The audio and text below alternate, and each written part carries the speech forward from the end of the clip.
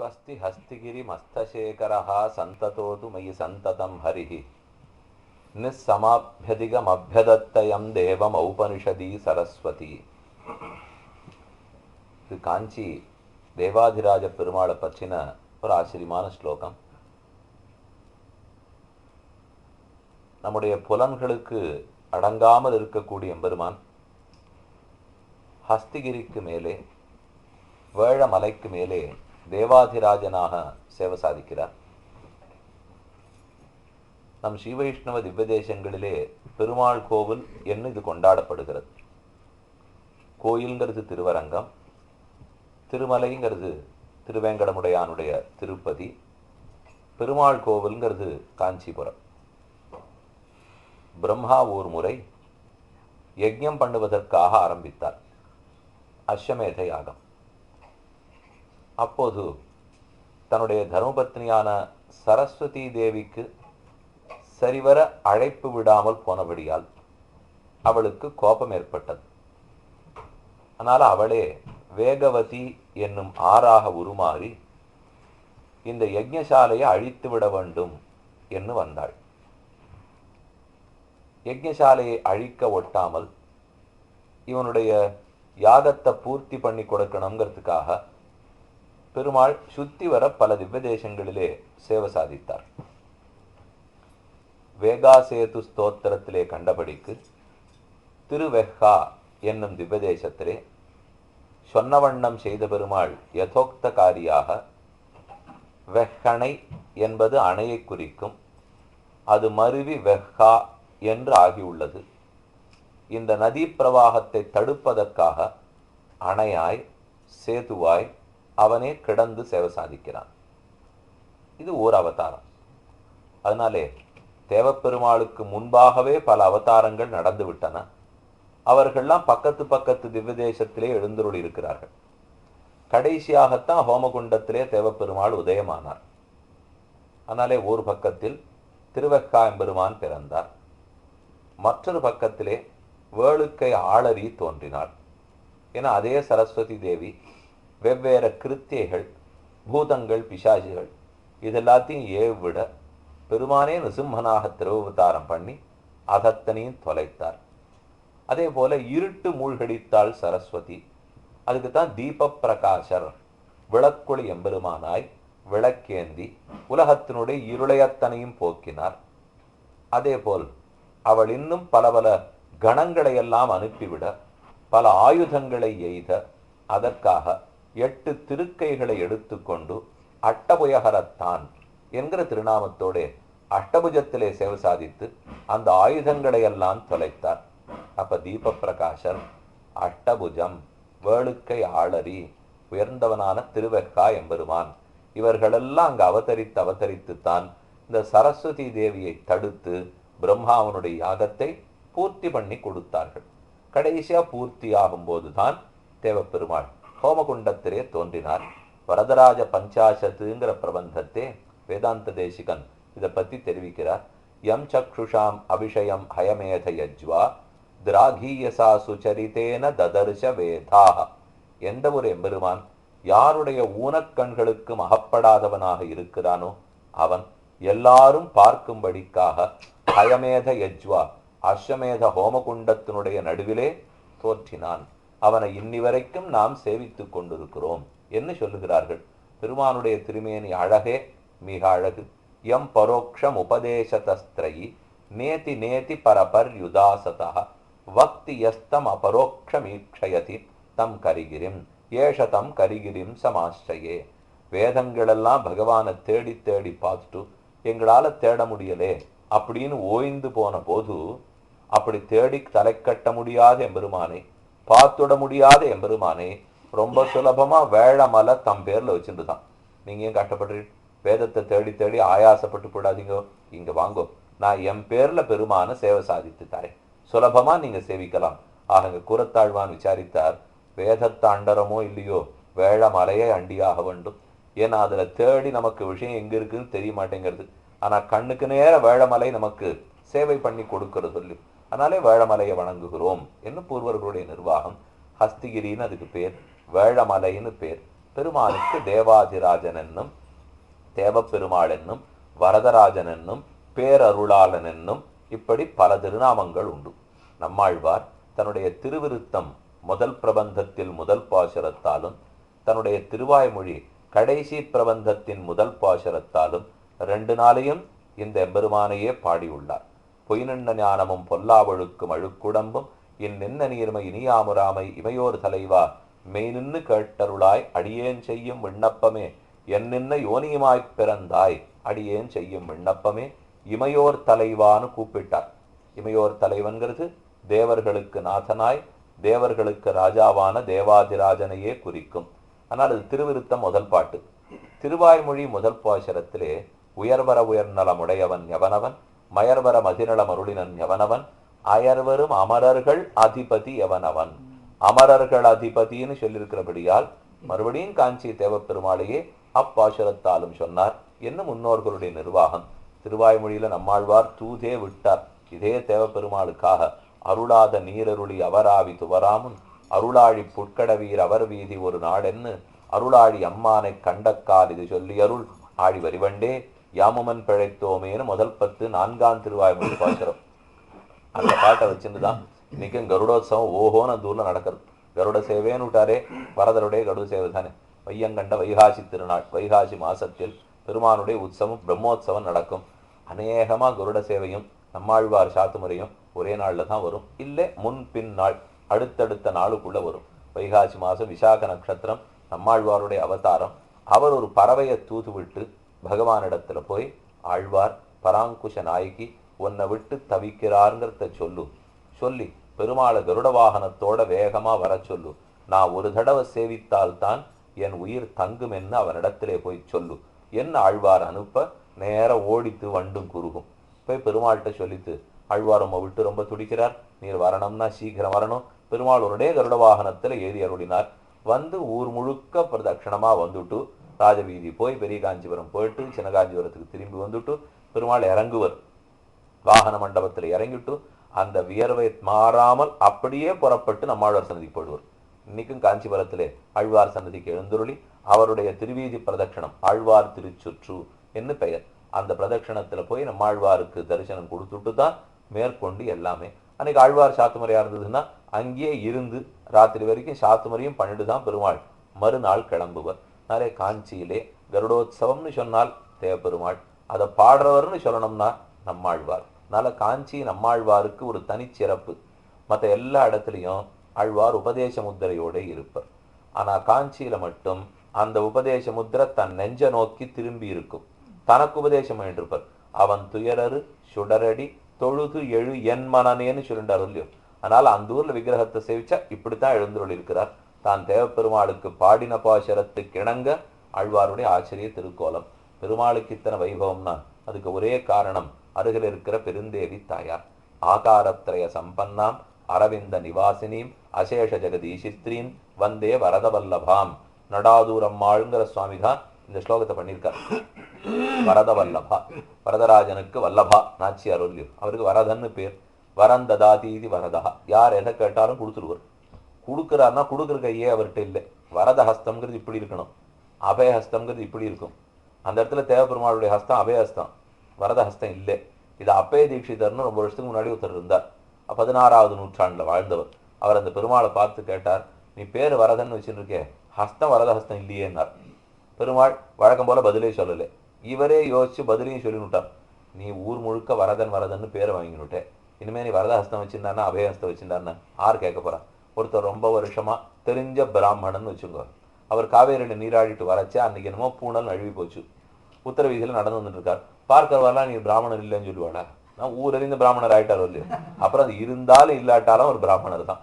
அதை போல அப்பய தீட்சிதர் சொன்னார், விஸ்வத்துல பிரசித்தமா ஒரு பிராமணன் இருந்துட்டால் யாரும் அவனை கேள்வி கேட்க போறது இல்லை. நீ வரதன்னு பேரை வாங்கினுட்டே, இனிமே வரதஹஸ்தம் வச்சிருந்தாருன்னா அபயஹஸ்தம் வச்சிருந்தாருன்னு நீ வரதன் தான் அந்த சுவாமி தெரிவிக்கிறார். அப்படி ஒரு ஆழ்வார்களுடைய நெருக்கம், ஆச்சாரியர்களுடைய நெருக்கம், ராமானுஷரை பார்த்து சம்பிரதாயத்துக்காக ஸ்ரீரங்கத்துக்கு அனுப்பிச்சு வைச்சாருங்கிற பெருமை தேவப்பெருமாளைத்தான் சார். ஸ்ரீரங்கத்துக்கு அழைச்சிக்கணும்னு நம்பெருமாள் முடிவெடுத்தார். அவருடைய அரையர் சுவாமியை காஞ்சிபுரத்துக்கு போய் ராமானுஷரை கேட்டு பெற்று கொண்டு வா என்று சொன்னார். அரையரும் காஞ்சிபுரத்துக்கு வந்தார். பெருமாளை கேட்டார். அதெல்லாம் நான் கொடுக்குறதாவே இல்லையேன்னுட்டார். அவர் இங்கேயே தான் இருப்பார், நீ போயிட்டு வரும்னா திரும்பி வந்துட்டார். அப்புறம் 2ஆம் தரம் ரகசியம் சொல்லி அனுப்பிச்சார் பெருமாள். அரையரே இப்படி நேரம் போய் கேட்காதீங்க, நான் சொல்றபடி போய் கேளும். முதல்ல போய் தேவப்பெருமாள் நன்னா ஸ்தோத்திரம் பண்ணும். ஸ்தோத்திரம் பண்ணிட்டு அந்த சமயத்தில் அவர் மயங்கி உனக்கு என்ன வேணுமோ கொடுக்குறேன்னு சொல்லுவார்.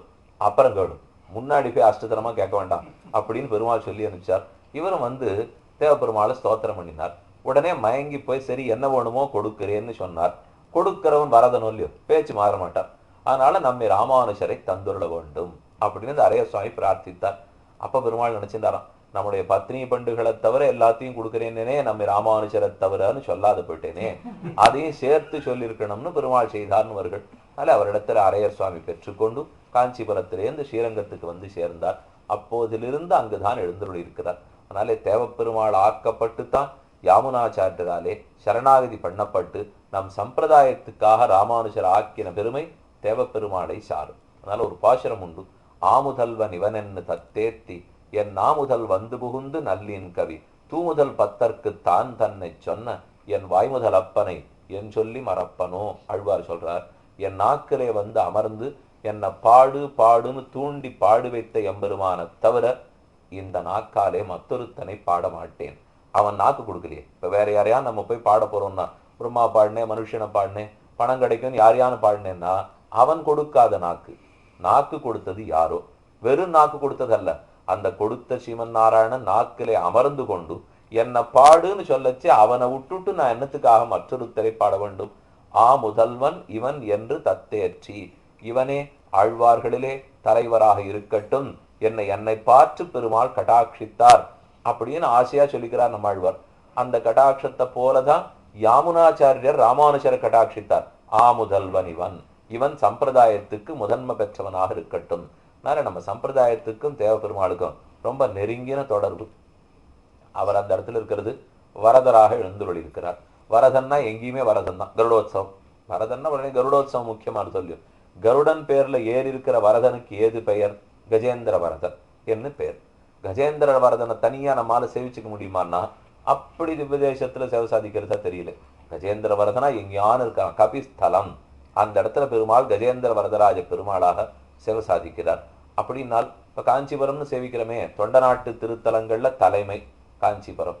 அடுத்ததுன்னு பார்க்கணும்னால் அவ்வெம்பெருமான போலவே திருவுருவம் கொண்டவர் காஞ்சிபுரம் தேவப்பெருமாளுக்கும் வடுக்கள் நிறைய. அதே போல திருவல்லிக்கேணி பார்சாரதி எம்பெருமானுக்கும் வடுக்கள் நிறைய. 2 பேருடைய திருமண்டலத்துக்கு நெருக்கம் உண்டு.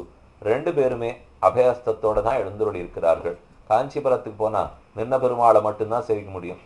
ஆனா திருவல்லிக்கேணிக்கு வந்தோம்னா எல்லாரையுமே சேவிச்சுடலாம்.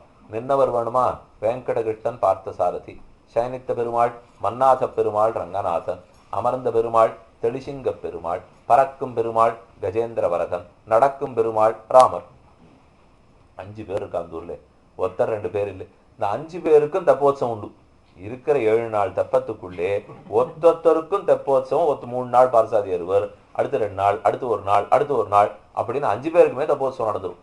அதோட ஆச்சரியம் அல்ல, 5 பேரையுமே திருமங்கி ஆழ்வார் பாடினார். அதுதான் அழகு. ஒரு திவ்யதேசத்துக்குள்ள பிரதான பெருமாளை மட்டும் ஆழ்வார்கள் பாடுவா, மற்ற பெருமாளெல்லாம் அவ பாட மாட்டா. இல்ல அவ பாட்டெல்லாம் முடிஞ்சிட்டு பிற்காலத்துல கூட அந்தந்த பெருமாள் அந்த இடத்துல எழுந்தருளை பண்ணப்பட்டிருக்கலாம். ஆனா திருவல்லிக்கேணியில மட்டும் 5 பெருமாளுக்கும் திருமங்கியாழ்வார் பாடிவிட்டார். பத்தலர்விய கோல் கையில் கொண்டு பார்த்தன் தன் தேர்முன் நின்னானை சித்தௌபணியால் முடிதுறந்தானே திருவல்லிக்கேணி கண்டேனே. நின்ன பெருமாளுக்கு பாடிவிட்டார். அமர்ந்தவர் தெள்ளிய சிங்கம் ஆகிய தேவை திருவல்லிக்கேணி கண்டேனே.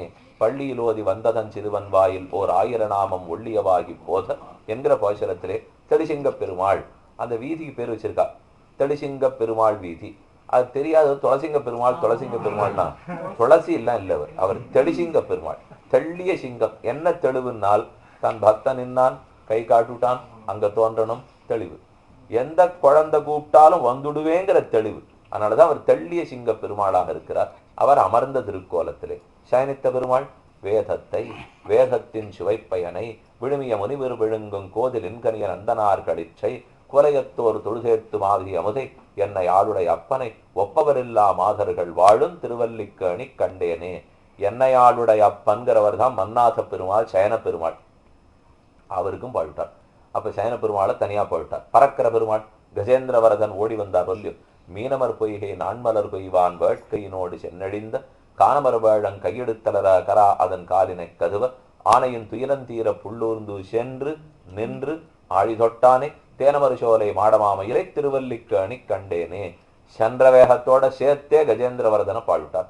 ராமன் இருக்காரு, என்ன இருக்காரு, நேரடையும் பெருங்குலங்கோவும் பின்பு போகான்னு குலசேகரர் பாடினா போலே பரதனும் தம்பி சத்துருக்கனனும் இலக்குவனோடும் மைதிலியும் என் எல்லாரையும் சேர்த்தே பாழ்விட்டார் தம் பாசுரத்திலே.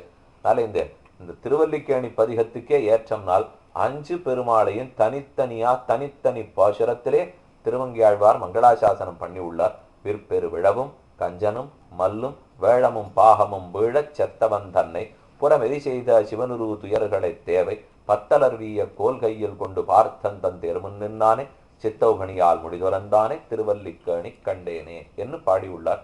திருவல்லிக்கேணிக்கு தனிச்சிறப்புன்னா அல்லிக்கேணியாலே சிறப்பு. அந்த இடத்துல புஷ்கரணி இருக்கு, கைரவணி புஷ்கரணின்னு அதுக்கு பேர். அல்லிக்கேணி அதுதான். அந்த கேணிக்கரையில இருந்துதான் ஒரு ராஜா பிரார்த்தனை பண்ணார், நீ எனக்கு சேவை சாதிக்கணும்னு. முதல்ல திருவேங்கடமுடையான இடத்துல போய் சுமதின்னு ராஜா அவன் பிரார்த்தித்தான், நீ 4 தோள்களோட சேவை சாதிக்கிறீர், எனக்கு இதே போல கிருஷ்ணாவதாரமா 2 தோளோட நீ சேவை சாதிக்கணும்னா.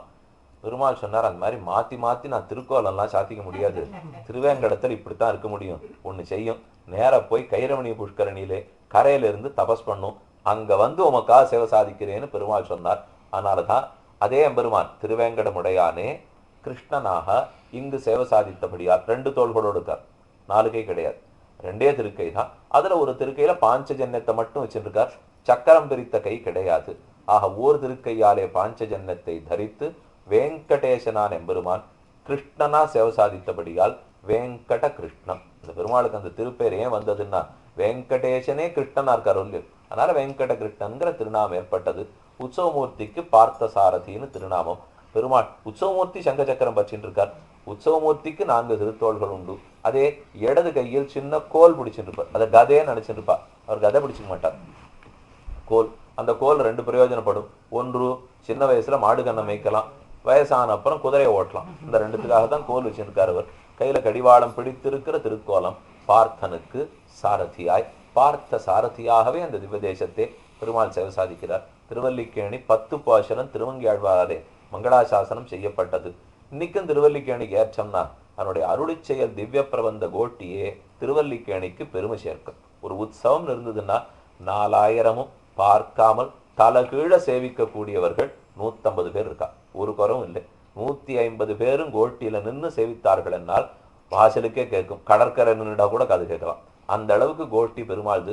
பிரம்மோத்சவம் கார்த்தாலையும் சாயங்காலம் நடக்கிறதுன்னா முன்னாடி 6 வருஷம் 7 வருஷம் கோட்டி போகும். ஒரு வருஷத்துக்கு 20 பேர் இருந்து 6-7 வருஷம் போனால்னால் ரொம்ப ஆச்சரியமா சேவிக்கிறதுக்காக இருக்கும். பின்பக்கத்துல வேதபாராயண கோட்டி, முன்னாடி திவ்ய பிரபந்த கோட்டி. இந்த 2 கோட்டியும் காஞ்சிபுரத்துக்கு அழகு, 2 கோட்டியும் திருவல்லிக்கேணிக்கும் அழகு. ஆனால் அந்த 2 திவ்ய தேசத்துக்குமே ஏற்றம் உண்டு என்று கொள்ளலாம். இவ்வெம்பெருமான்களை சேவிக்கிறோமே, எதுக்காக சேவிக்கிறோம்னா அப்பப்ப சம்சாரத்துல பயம் வரைச்சே சேவிக்கிறோம். இருக்கிற இடம் கொதிக்கிறது சொல்லிடும், அது கொதிக்கிறதுனால சரி அவர் குளிர்ந்திருப்பார். ஏஷ பிரம்ம பிரவிஷ்டோஸ்மி கிரீஷ்மே சீதமிவஹ்ரதம்னு சாஸ்திர வாக்கியம். பிரம்மத்தை அனுபவிக்கிறதுங்கிறது ரொம்ப தப்பிச்சு போயிருக்கிறவன் குளத்துல இறங்கி ஜில்லுன்ற ஜலத்துல குளிச்சு தாபத்தை குறைச்சிக்கிறா போலே. அதனாலதான் ஆண்டாள் நீராட போதுவீர் நாளொல்லியோ. நீராட போதுவீர்னா வெறும் குளத்துல நீராட போறது அல்ல, பிரம்மானுபவம்ங்கிற கிருஷ்ணானுபவம். அந்த நீரிலே ஆடினால், நீராடினோம்னா வெளியில இருக்கிற தாபம் தொலையும், ஆனா உள்ளுக்குள்ள இருக்கிற தாபம் தொலையாது. ஆனா பிரம்மங்கிற குளத்தில் நீராடினோம்னால் அப்ப நம்முடைய ஆந்தரமான தாபங்கள் அத்தனையும் தொலைந்து போகின்றன. அதற்காகத்தான் ஆண்டாள் நீராட போதுவீர்னு கூப்பிட்டாள். பொற்றாமரைக்கயம் நீராட போனாள்னு சொல்லுவார்கள். ஆகையாலே நம்முடைய தாபங்கள் குறைவதற்காக பகவானை பற்றுகிறோம். பிள்ளை லோகாச்சாரியர் ஒரு இடத்துல ஆச்சரியமா தெரிவித்தார், புறம்புண்டான பற்றுக்களை அடைய வாசனையோடைய விடுகையும் எம்பெருமானே தஞ்சமென்னு பற்றுகையும் பேரு தப்பாதென்னு துணிந்திருக்கையும் பேற்றுக்கு தரிக்கையும் உகந்தருளின நிலங்களிலே பிரவணராய் குணானுபவ கைங்கரியங்களே பொழுதுபோக்காக கொள்ளுகையும் இப்படி இருக்கும் ஸ்ரீவைஷ்ணவர்கள் ஏற்றம் அறிந்து உகந்திருக்கையும். ஸ்ரீவைஷ்ணவாள் எப்படி இருக்கணும்னா ஒரு 10 லட்சணம் சொல்றாரு அந்த சூத்திரத்திலே. புறம்புண்டான பற்றுக்களை அடைய வாசனையோடைய விடுகையும். நமக்கு இருக்கிற பற்றுக்கள் எல்லாம் முதல்ல விட்டுடணும்னார். எதை விடுறது? இப்ப கணவன் விட்டுலாமா, மனைவி விட்டுலாமா, இல்ல பிள்ளை குழந்தைகளை விட்டுலாமா, வீட்டை விட்டுலாமான்னா அப்படி விட முடியாது. அவரவர்களுக்கு இருக்கிற கடமையை பண்ணித்தான் ஆகணும். ஆனா அதுவேன்னு ஒரு எண்ணத்தை வளர்த்துட்டு இருக்க முடியும். இதுக்காகத்தான் நம்ம பிறந்தோங்கிற எண்ணம் இருக்கே, முதல்ல அந்த எண்ணத்தை தொலைக்க வேண்டும். நாம பிறந்ததுங்கிறது பிரம்மானுபவத்துக்காக. அதுக்கு நடுவுல எனக்கு ஒரு ஆசிரம தர்மம் இருக்கு. கிரகஸ்த தர்மமோ பிரம்மச்சரிய தர்மமோ ஏதோ ஒரு தர்மம் இருக்கு. அந்த தர்மத்தை நான் செய்யறேன். ஒரு சன்னியாசிங்கிற ஒரு சன்னியாச தர்மத்தை அனுட்டிக்க போறார், கிரகஸ்தன் கிரகஸ்த தர்மத்தை அனுட்டிக்க போறார். இந்த தர்மத்தனை எதற்காக அனுட்டிக்கிறோம்னால் இந்த கிரகஸ்தாசிரமத்துல இருக்கிறதுக்காகவே நாம நினைச்சுடுறோம் இல்லையோ, அதல்ல. வர்ணாசிரம தர்ம ஆச்சாரவதா புருஷேன பரப்புமான் நானிய தத்தோஷகாரகான்னு தெரிவிக்கிறார் பராசர மகரிஷி தன்னுடைய விட்டு புராணத்திலே சொல்லும் போது. வர்ணாசிரம தர்மத்தை அனுட்டித்து தான் பெருமான் ஆனந்தப்படுகிறான். ஆசிரம தர்மத்தை அனுட்டிக்கச்சே அதற்கு ஒரு பற்றுதல் இல்லாத தன்மை வேணும் இல்லையோ.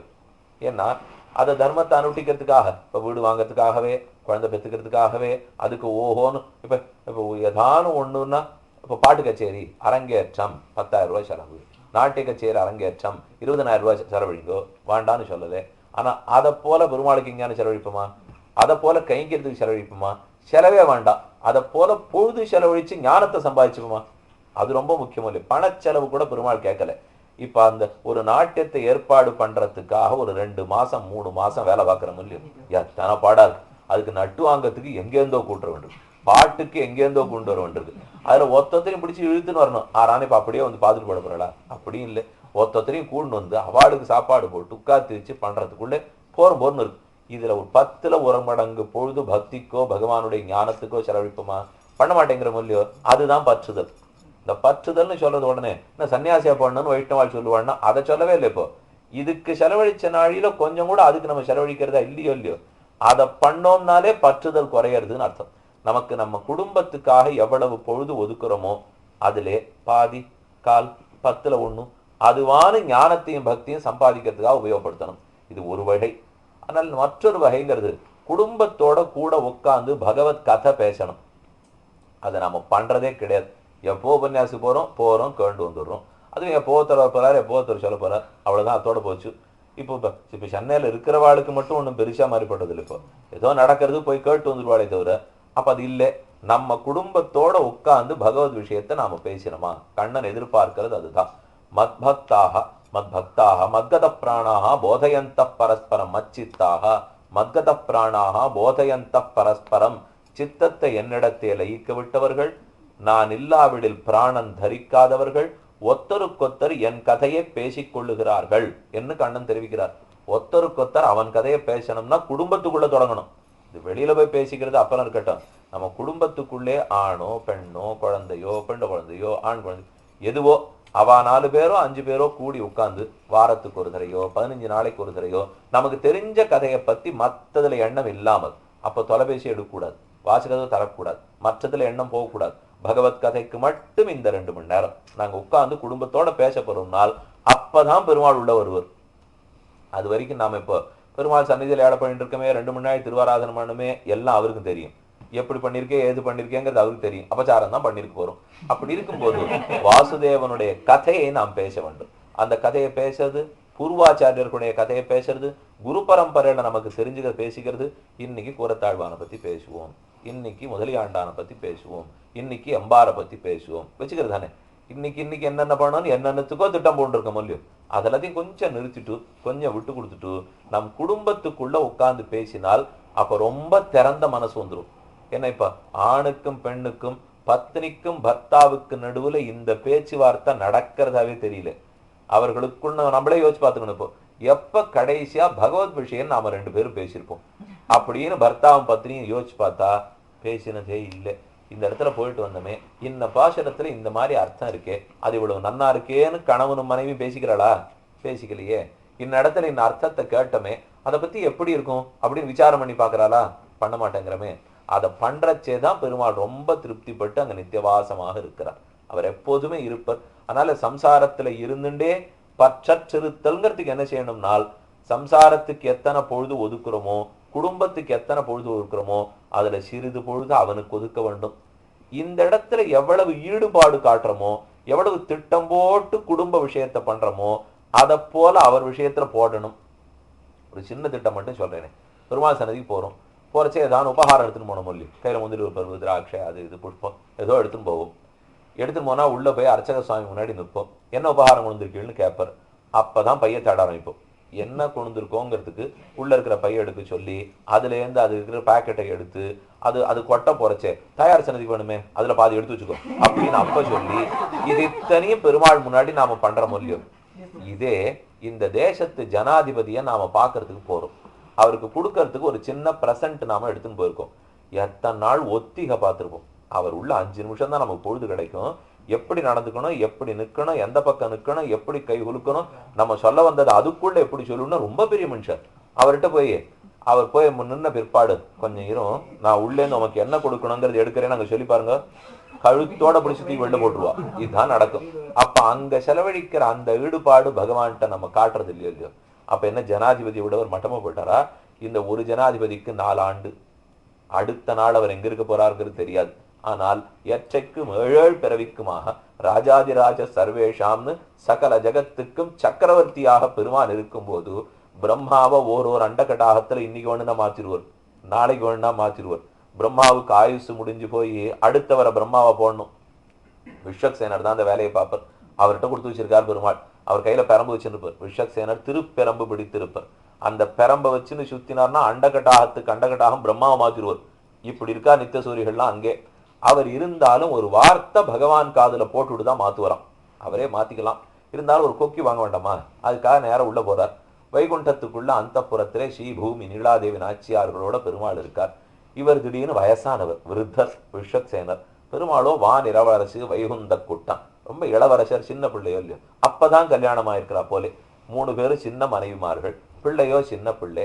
ஆனந்தமா அனுபவிச்சுட்டு இருக்கிறச்சே இந்த வயசானவர் உள்ள நுழைஞ்சா அவரே நேரம் வரமாட்டார். மூலையில கதவை நின்று தட்டுவர், நான் உள்ள வரணும்னுட்டு. அதுக்குள்ள உள்ள வந்துட்டு அதை பார்த்துட்டு இந்த தேவிமார்கள்லாம் போய் பரியங்கத்துல உட்காந்துருவாளாம். இவர் எங்க இப்ப குறுக்க வந்தார், ஆறு கூப்பிட்டா இவரேனுட்டு. பெருமாள் திரும்ப அவரை பார்த்து என்ன அப்படின்னு கஞ்சாடையால கேட்பறான். இல்ல அந்த 8வது அண்டகட்டாகத்திலே 14வது பிரம்மா ஆயுசு முடிஞ்சு போச்சு, அவனை நான் மாத்தி ஆகணும், புதுசு யாருன்னு வச்சாச்சு, உங்ககிட்ட ஒரு வார்த்தை சொல்லிட்டு போலாம். இதை அவர் கேட்பறான். பெருமாள் பதிலுக்கு, இந்த சின்ன காரியத்துக்கெல்லாம் வந்து என்னையா கேட்கணுப்போ, நீரே மாத்திரக்கூடாதா அப்படின்னு உதார வீக்ஷணை ஸ்தோத்திரத்தின் அளவந்தார் சொல்றார். உதாரமான கண் பார்வையாலே நீர் பார்த்துக்கும், இதுக்கெல்லாம் நான் பேச வேண்டியதில்லை அப்படின்னு சொல்லி, சரி உங்ககிட்ட சொல்லிட்டு போலாங்கிறதுக்காக வந்தேன் அப்படின்னு கிளம்பி போடுவான் விஸ்வக்சேனர். இப்படி இருக்கிற தெய்வத்திடத்துல நாம போய் அப்பதான் கல்கண்டு கொடுக்கலாமா, முதிரையூர் கொடுக்கலாமா, வேணுமா வேண்டாமா, பாதி வச்சுக்கலாமா, மிச்ச பாதியை வச்சுக்கலாமா, இத்தனை ஒரு பிளாஸ்டிக் எடுத்து அதை கச்சகச்சான்னு சத்தம் பண்ணி சஹஸ்ரநாம அர்ச்சனை பண்ணிட்டு இருக்கிறச்சேவே நாம சத்தம் போட்டு இத்தனையும் பண்ணால் பெருமான் அப்படியும் பொறுத்துக்கிறார். அதுதான் முக்கியம். இப்போ ஏன் அவர் பொறுத்துக்கணும்? இந்த ஜனாதிபதியா இருந்தா உடனே தண்டனை கொடுத்துருவாருன்னா அவர் தாயாச்சே. இந்த ஜனாதிபதி எனக்கு தாய் இல்லையே, இவன் என்ன பெறலையோ இல்லையோ, இத்தனை ஜென்மமாக என்னை பெற்று வளர்த்து ஆளாக்கி எப்படியாவது இவன் தன் திருவடிக்கு வந்து சேருவனான்னு பெருமான் ஆதங்கத்தோட காத்துட்டு இருக்காரு இல்லையோ. அதனாலதான் போனா போறான்னு விடுறார். ஆனா அவர் விடுறத நம்ம ரொம்ப விடுறதா நினைச்சு விடுறோம். அப்படிலாம் விட மாட்டான். இந்த லாங் ரோப்புங்கிறவங்க இங்கிலீஷ்ல அந்த மாதிரி ஏதோ பெருமாள் விடுவார். விட்டதுக்கு அதுக்குன்னு கயருக்கு நுனியே இல்லைன்னு நினைச்சு கூடாது, இருக்கு. எப்ப எங்க சுண்டி இழுக்க வேணுமோ இழுத்து விடுவார். அதனால இருக்கிற காலத்துக்குள் அவருக்கு என்ன பொழுத ஒதுக்கி குடும்பமேன்னு கிடக்காமல் வம்பு பேச்சே, அத்தையோ ஓர்படியோ, நாத்தனாரோ அத்தைக்கு மச்சனனுக்கு நாத்தனாருக்கு ஓர்படிக்கு மாமனார்னு எதையான ஒண்ணு சொல்லிண்டு இப்படி சொல்லிட்டு காலத்தை கழிக்கிறத விட நேர பகவான் நமக்கு பந்துன்னு தெரிந்து கொண்டு அவனோட மனசை வைக்கிறதுக்கு, அவனோட பொழுது செலவழிக்கிறதுக்கு பார்க்கணும். பூர்வாச்சாரியர்களுடைய கிரந்தங்கள் இருக்கு, அவர்களுடைய வாழ்க்கை வரலாறு இருக்கு. திரும்ப திரும்ப குரு பரம்பரையை படிச்சாலே நமக்கு எல்லா ஆத்ம குணங்களும் வந்துடும். ஆத்மாவுக்கு என்னென்ன குணம் வேணுங்கிறதான் அவர்கள் வாழ்ந்து காட்டி உள்ளார்கள். அந்த வாழ்க்கை வரலாற்றை படிச்சாலே நமக்கு இருக்கிற பற்று போடும்.